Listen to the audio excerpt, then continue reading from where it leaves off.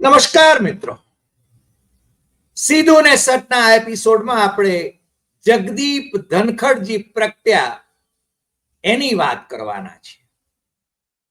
21 જુલાઈ 2025 ના રોજ રાજ્યસભામાં એની કાર્યવાહીને સંચાલિત કરનાર સભાપતિ મહોદય અને ઉપરાષ્ટ્રપતિ જગદીપ ધનખડ એ અમે તળપદીમાં કહીએ તો ઘોડા જેવા હતા અને સાંજે એમણે બેઠક પણ બોલાવી હતી બધા નેતાઓની, પણ એકાએક એવું કંઈક થયું કે રાત પડતા સુધીમાં તો એમનું રાજીનામું વાયરલ થઈ ગયું અને રાજીનામામાં એમની તબિયત બહુ ખરાબ છે અને એમણે આરોગ્યના કારણોસર રાજીનામું આપવું પડે એમ છે, તત્કાળ એનો સ્વીકાર કરી લેવામાં આવે એવું રાષ્ટ્રપતિ મહોદયા દ્રૌપદી મુર્મુને એમણે લખી મોકલ્યું અને દ્રૌપદી મુર્મુજીએ એ રાજીનામું સ્વીકારી પણ લીધું. એકાએક શું બન્યું કશી જ ખબર નહીં, કોઈને ખબર નહીં. કપિલ સિબ્બલ જેવા એમના સુપ્રીમ કોર્ટમાં પ્રેક્ટિસ કરતા સાથીદાર વકીલ જે રાજ્યસભાના સભ્ય પણ રહ્યા અને જેમની સાથે એમનો વાતચીતનો સંબંધ પણ રહ્યો, એમણે પણ પૂછ્યું, જાહેરમાં પૂછ્યું. અમિત શાહ ગૃહમંત્રીને બધાએ પ્રશ્નો કર્યા પણ કોઈ જવાબ નહીં. અરે જગદીપ ધનખડ રાજીનામું આપ્યા પછી છે ક્યાં, એમની તબિયત કેમ છે એવું પણ બધાએ પૂછ્યું, પણ એનો જવાબ કોઈ આપે એવું તો શક્ય જ નહોતું અને એમને ગપટ કરી દેવામાં આવ્યા અને તાનાશાહીમાં કે પછી કમ્યુનિસ્ટ એટલે રશિયન કે પછી ચાઇનીઝ એ દેશોમાં કોઈ પણ નેતા ગમે ત્યારે અદ્રશ્ય કરી દેવાય એવું બનતું રહ્યું છે. પરંતુ ભારત તો લોકશાહી દેશ છે, તાનાશાહી તરફ આગળ વધી રહ્યો છે અને એમાં જગદીપ ધનખડ એ ક્યાં છે એ કોઈને ખબર નહોતી. પણ ઉડતી ઉડતી વાત આવી કે ભાઈ એ તો વાઇસ પ્રેસિડેન્ટ એન્ક્લેવમાં બે રૂમમાં નજરકેદ છે. વાઇસ પ્રેસિડેન્ટને નજરકેદ કેમ કરવા પડ્યા? રાજીનામું આપી દીધું પછી એ બોલે નહીં એવું શાને માટે? અને એમને આવી રીતે એમની તબિયત કેમ છે, એમના હોસ્પિટલના બુલેટિન ક્યાં છે, કશી જ ખબર નહીં.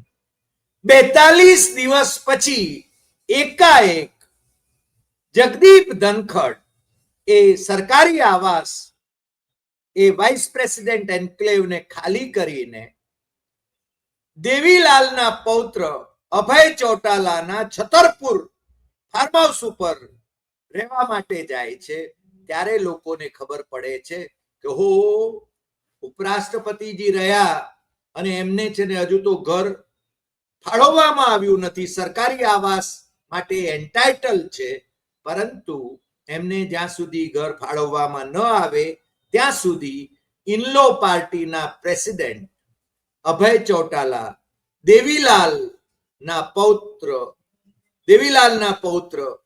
ઇનલો પાર્ટીના પ્રેસિડેન્ટ એ અભય ચૌટાલા એ એમને કહે છે કે છતરપુર ફાર્મ હાઉસ એ તમારું જ ઘર છે અને તમને સરકારી આવાસ ફાળવવામાં આવે ત્યાં સુધી આપ અહીંયા રહી શકો છો, આપને માટે બીજે ક્યાંય વ્યવસ્થા કરવાની જરૂર નથી. દેશનો ઉપરાષ્ટ્રપતિ જે મોદી શાહને આટલો વફાદાર રહ્યો હોય, જેને માટે એમ કહેવાતું હતું અને અમે પણ કહેતા હતા કે કરોડરજ્જુ વગરનો માણસ, મોદી શાહની સામે લડી લડીને નમસ્કાર કરનારો માણસ, જેને રાષ્ટ્રપતિ થવું હતું પણ એને મોદીને રાષ્ટ્રપતિ થવાના અભરખા એટલે કદાચ એ એમને કહી દેવામાં આવ્યું હોય કે તમને રાષ્ટ્રપતિ બનાવવાના નથી અને પછી અરવિંદ કેજરીવાલ જેવા બીજેપીના એજન્ટોએ માહિતી લીક કરી હોવાની ચર્ચા ખૂબ વાયરલ થઈ અને મોદી શાહને શંકા પડી કે આ તો એમની સરકારને ઉથલાવવા માટેના કાવતરામાં સહભાગી થઈ રહ્યા છે, વિપક્ષો સાથે એમનું ગઠબંધન અથવા તો એમનો મેળ મિલાપ એ વધી રહ્યો છે.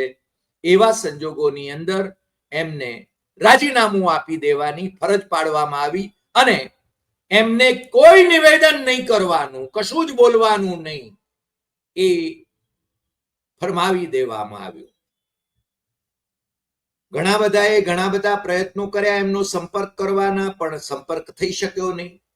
હવે છતરપુર ફાર્મ હાઉસમાં પણ એમનો સંપર્ક ન થઈ શકે એને માટેની સઘળી વ્યવસ્થા એ ગોઠવાઈ ગઈ હોય એવું લાગે છે. પરંતુ અભયસિંહ ચૌટાલાએ ચૌધરી દેવીલાલ જે દેશના નાયબ વડાપ્રધાન રહ્યા અને જગદીપ ધનખડ એ એમના શિષ્ય રહ્યા, એ પરિવાર સાથે, ચૌટાલા પરિવાર સાથે, દેવીલાલના પરિવાર સાથે, અભય ચૌટાલાના પરિવાર સાથે એમને 4 દાયકાનો સંબંધ રહ્યો અને એટલા માટે હવે એ પોતે ક્યારે મોઢું ખોલશે એની સૌને પ્રતીક્ષા છે.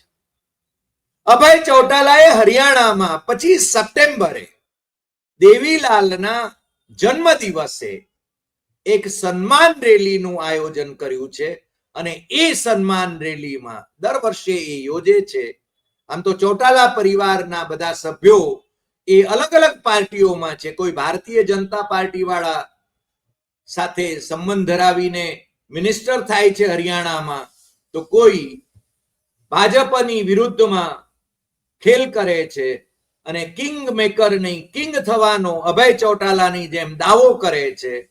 પણ હવે શું થશે એ 25મી સપ્ટેમ્બરની પ્રતીક્ષા છે ને એમાં વચ્ચે 9 સપ્ટેમ્બરે ઉપરાષ્ટ્રપતિની ચૂંટણી જાહેર થઈ ગઈ છે અને એ યોજાવાની છે ને ત્યારે કંઈક આસમાની સુલતાની થાય તો નવાઈને એનડીએના પ્રતિનિધિ, એનડીએના ઉમેદવાર એ ચૂંટાય, પણ કેટલાક એનડીએના સાંસદો એ ક્રોસ વોટિંગ કરે તો પણ નરેન્દ્ર મોદી માટે નીચા જોણું છે, અમિત શાહ માટે નીચા જોણું છે.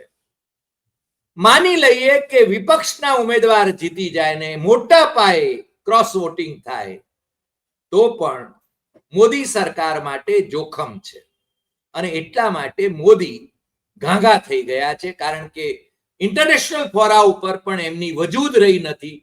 માય ડિયર ફ્રેન્ડ ટ્રમ્પ એમને છાશવારે ઠપકારે છે અને બીજું ભાઈ છે ને પુતિન અને શી જિનપિંગને મળવા માટે ચીન પહોંચી જાય છે, પણ ત્યાં એસસીઓમાં એમની અવસ્થા, એમની સ્થિતિ એ પાકિસ્તાનના પ્રાઇમ મિનિસ્ટરની સમકક્ષ શી જિનપિંગ એમને મૂકે છે ને તસવીરમાં એ બહુ સ્પષ્ટપણે દેખાય છે.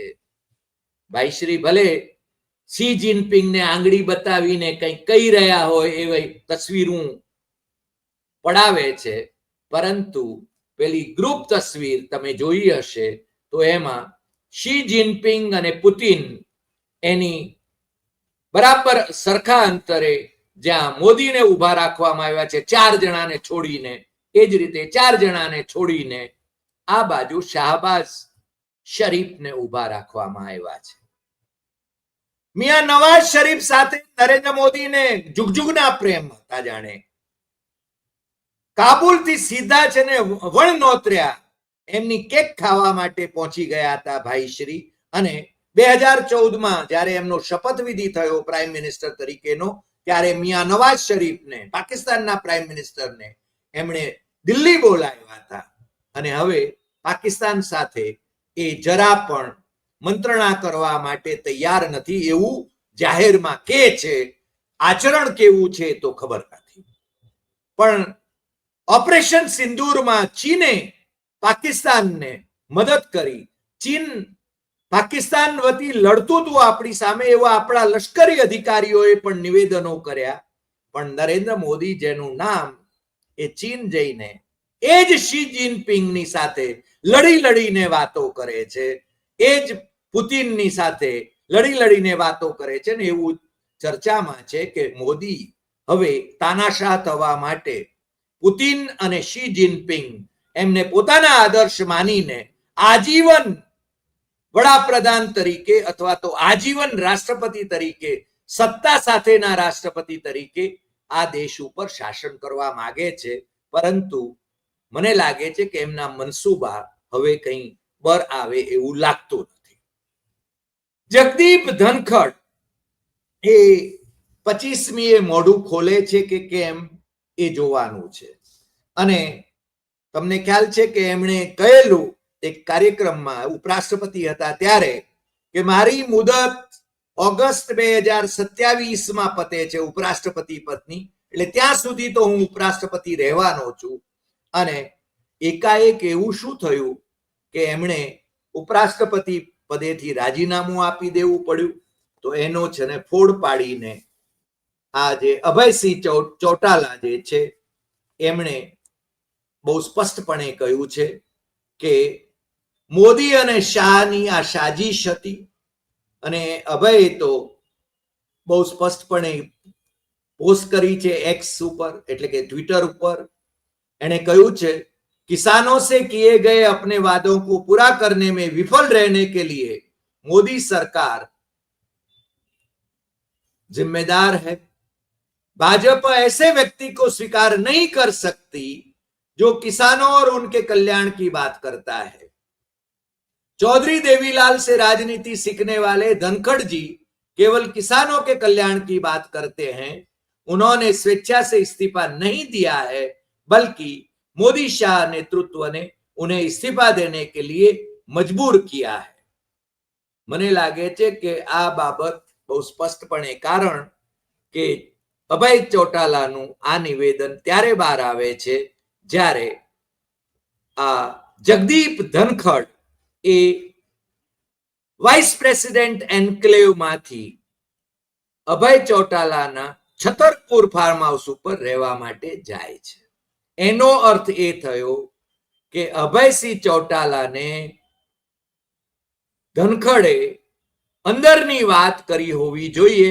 અને ધનખડ પોતે બોલવા માટે મને લાગે છે એમને બંદી ફરમાવવામાં આવી હોય અથવા ધમકી આપવામાં આવી હોય.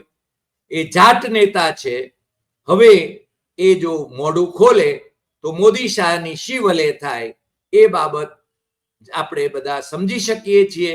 અને એ જો મોઢું ખોલે અને 25મી સપ્ટેમ્બરે એ ખરા જાટ નેતા હોય તો એ મોઢું ખોલીને દેશને જણાવે, દુનિયાને જણાવે કે સત્યપાલ મલિકની જેમ એમણે પણ પોતાની કુરબાની કેમ આપવી પડી. તમને ખ્યાલ છે કે સત્યપાલ મલિકે પુલવામાના એ આપણા લશ્કરી જવાનોને શહીદ કરવા માટે જવાબદાર કોણ હતું? તો એ કે આપણે જવાબદાર છીએ, પ્રાઇમ મિનિસ્ટરને એમણે કહ્યું હતું. અને એ જે આપણા જવાનો શહીદ થયા એ શહીદ જવાનોને એની શહીદી વિશે જ્યારે એમણે પ્રાઇમ મિનિસ્ટરને જણાવ્યું ત્યારે એમણે કહ્યું હતું કે તમે ચૂપ રહેજો. અને એ જ શહીદોની તસવીરો પાછળ રાખીને નરેન્દ્ર મોદીએ 2019માં વોટ માંગ્યા હતા. મને લાગે છે કે આનાથી શરમજનક બાબત બીજી કોઈ ન હોઈ શકે. ચીન દોડી જનારા નરેન્દ્ર મોદી એ શી જિનપિંગની સાથે એ વાત કરવાની હેસિયત નથી ધરાવતા કે અમારા 20 જાંબાઝ સૈનિકોને તમે એમને શહીદ કર્યા છે, અથવા તો અમારી ધરતી ઉપર તમે કબજો જમાવ્યો છે. ડોક્ટર સ્વામી કહે છે, ભારતીય જનતા પાર્ટીના નેતા, કે 4,500 સ્ક્વેર કિલોમીટર કરતા પણ વધારે લડાખની જમીન ઉપર, ભારતની જમીન ઉપર એમણે ચીને કબજો જમાવ્યો છે. અને બીજું, અરુણાચલ પ્રદેશમાં ત્યાંના ભારતીય જનતા પાર્ટીના લોકસભાના ચૂંટાયેલા સભ્ય તાપીર ગાઓ એ સંસદમાં કહે છે, બહાર કહે છે, અમારી સાથેની વાતચીતમાં કહે છે કે અહીંયા તો ચીને આપણી સરહદમાં, ભારતની સરહદમાં આવીને ગામડા વસાવ્યા છે. પરંતુ નરેન્દ્ર મોદી કઈ મજબૂરી છે એમની એ ખબર નથી કે એ કોઈ આયા નહીં, કોઈ રહા નહીં, એની વાત કરે છે.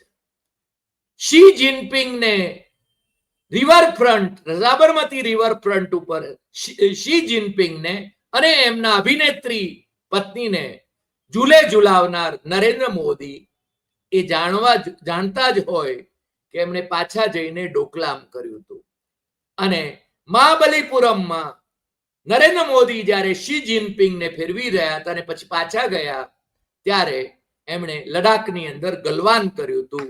એ વાત નરેન્દ્ર મોદીને યાદ આવતી નથી, કારણ કે ચીનથી ખબર નહીં એ કેવા દબાયેલા છે કે ચીન એમને બ્લેકમેલ કરે છે, શી જિનપિંગ એમને બ્લેકમેલ કરે છે, ટ્રમ્પ એમને બ્લેકમેલ કરે છે, ખબર નથી, આપણને ખબર નથી. પરંતુ એ કોઈ પણ સંજોગોમાં શી જિનપિંગ કે ટ્રમ્પનું નામ લેતા નથી. રાહુલ ગાંધીએ તો સંસદમાં સામી છાતીએ કહ્યું હતું કે ઇન્દિરા ગાંધી કરતા 50% જો તમારામાં હિંમત હોય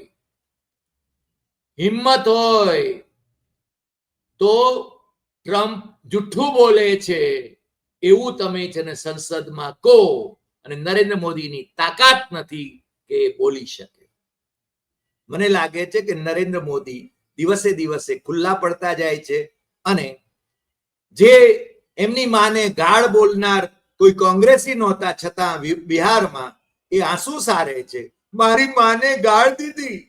નરેન્દ્ર મોદીએ કોંગ્રેસની સોનિયા ગાંધીને કે રાહુલ ગાંધીને કેટલી ગાળો દીધી હતી. એના કર્ણાટકની અંદર પ્રિયંકા ગાંધીએ તો કહ્યું હતું કે અમે તો પુસ્તક છપાવી શકીએ એટલી ગાળો અમને અને અમારા પરિવારને દીધી છે મોદીએ.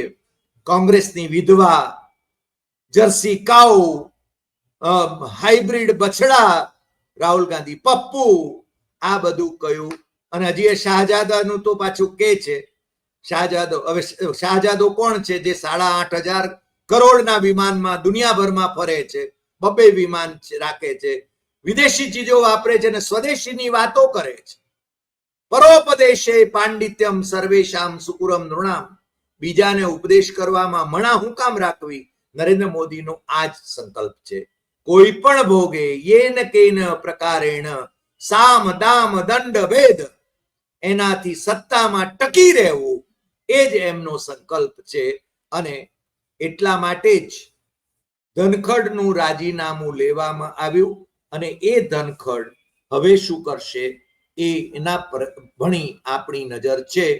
તમને ખ્યાલ છે કે મલિક સાહેબ તો ઈશ્વરને પ્યારા થઈ ગયા, પરંતુ જે ફરિયાદી હોય એને જ આરોપી બનાવી દેવાય. આ પરંપરા ભારતીય જનતા પાર્ટીના શાસનમાં એમણે શરૂ કરી છે. અને હવે ધનખડ એ દિલ્હીમાં તો એમનું મકાન નથી, એમને છે ને સરકારી મકાન માટે હી ઇઝ એન્ટાઇટલ. એમને છે ને કેવા પ્રકારનું મકાન મળશે એવો ટીવીનો ના રીચા વાજપાઈ એમણે જે રિપોર્ટ આપ્યો છે એની અંદર એના રિપોર્ટને હું જરા ટાંકવાનું પણ પસંદ કરું, કારણ કે એ ખૂબ મહત્વનો છે. પૂર્વ રાષ્ટ્રપતિને મહિને 2 લાખ રૂપિયાનું પેન્શન મળે, ટાઈપ 8 નો બંગલો મળે, એક નિજી સચિવ, અંગત સચિવ અને બીજા વધારાના સચિવ એ પણ, અને વધારાના અંગત સહાયક પણ એને મળે છે. એટલે કે એમને 2 લાખ રૂપિયાનું પેન્શન મળવું જોઈએ, બંગલો પણ ટાઈપ 8 નો મળવો જોઈએ, એમને નિજી સચિવ, અતિરિક્ત નિજી સચિવ, નિજી સહાયક, ચિકિત્સક, નર્સિંગ અધિકારી અને 4 નિજી પરિચારકની સુવિધા મળે. પૂર્વ સંસદ રહ્યા એટલે એમને 45,000 રૂપિયા પ્રતિ મહિના પેન્શન અને બીજા ભથ્થા એમને મળે. અને પાછા એ રાજસ્થાનમાં પણ જઈને એમણે અપ્લાય કરી લીધું કે રાજસ્થાનમાં એ ધારાસભ્ય રહ્યા છે એટલે દર મહિને 42,000 રૂપિયા પ્રતિ મહિના પેન્શન એ એમને મળવું જોઈએ. એ રાજ્યપાલ તરીકે એમને કાંઈ પેન્શન ન મળે, કારણ કે રાજ્યપાલ પણ રહ્યા બંગાળના, અને એમણે નરેન્દ્ર મોદી અને અમિત શાહના ઈશારે મમતા બેનર્જીને જેટલા હેરાન કરી શકાય એટલા હેરાન કર્યા છે, એના સાક્ષી તમે બધા છો જ. પરંતુ મમતા બેનર્જી પણ માથાના મળેલા છે અને પણ રાજ્યપાલ તરીકે એમને સચિવ એટલે કે સેક્રેટરી રાખવાના માટે 25,000 રૂપિયા મહિને એ એમને મળે છે અને એ ધારો કે પૂર્વ ઉપરાષ્ટ્રપતિનું નિધન થાય તો એમના પત્નીને જીવનસાથીને ટાઈપ 7 શ્રેણીના આવાસની સુવિધા પણ ઉપલબ્ધ કરાવવામાં આવે છે. મેં કહ્યું એમ કે એમને આટલી બધી સગવડો મળે, મને એમ લાગે છે કે એમણે આ સગવડો લેવા માટે અપ્લાય પણ કરી દીધું છે. હું તો એમ માનતો હતો કે એ સુપ્રીમ કોર્ટમાં પ્રેક્ટિસ કરતા રહ્યા, કેન્દ્રમાં મંત્રી રહ્યા અને દેવીલાલના ખાસમ ખાસ રહ્યા, એટલે એમણે આ બધા પેન્શન લેવાના કે એ બધાની જરૂર નહીં પડે. પરંતુ મને લાગે છે કે એમણે આડાઅવળા ધંધા કદાચ ન કર્યા હોય એવું બની શકે. જો કે એ અભિનેતાઓના પણ વકીલ રહ્યા છે રાજસ્થાનમાં, એટલે એમને એમની આવક તો થઈ જશે, પરંતુ એ પેન્શન લેવા માટે પણ એ એન્ટાઇટલ છે ને એ લેવાના છે, એ વાત પણ એટલી સાચી છે. હવે એ ક્યારે મોઢું ખોલે છે એની આપણે પ્રતીક્ષા કરીએ છીએ. મને લાગે છે કે સત્ય તો ક્યારેક બહાર આવવું જોઈએ અને જ્યારે નરેન્દ્ર મોદીનો કરિશ્મા અસ્તા ચડે છે ત્યારે સાચી વાત ક્યારે ને ક્યારેક તો આવશે બહાર. આજે આટલી વાત, ફરી મળીશું નવા એપિસોડમાં નવા વિષય સાથે. તમને જો આ એપિસોડ ગમ્યો હોય તો સૌથી વધુ શેર કરશો, લાઈક કરશો, કમેન્ટ કરશો અને આપણી YouTube channel doctor Hari Desai Satyamev Satyam એ સબસ્ક્રાઇબ કરવા માટે દેશમાં અને વિદેશમાં મિત્રોને જરૂર જણાવશો. નમસ્કાર.